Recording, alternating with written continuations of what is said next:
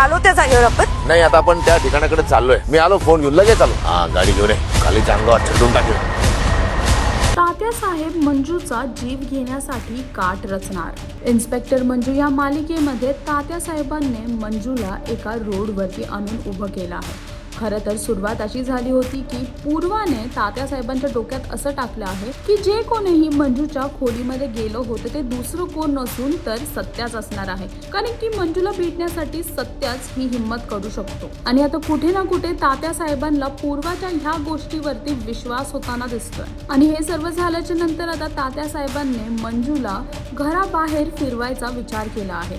खूप दिवसापासून तू घरातच आहेस, कुठे फिरायला नाही गेलीस असं म्हणून तिला गाडीत बसवून हायवे वरती घेऊन गेले आणि तिला रोडच्या मध्ये उभं केलं आहे. आणि मंजू तिथून हलू पण शकत नाही, कारण की ती आता खोटं बोलली आहे की तिला दिसत नाहीये. आणि तात्यासाहेबांनी एका ट्रकवाल्याला सांगितलं आहे की मंजूला उडवण्यासाठी.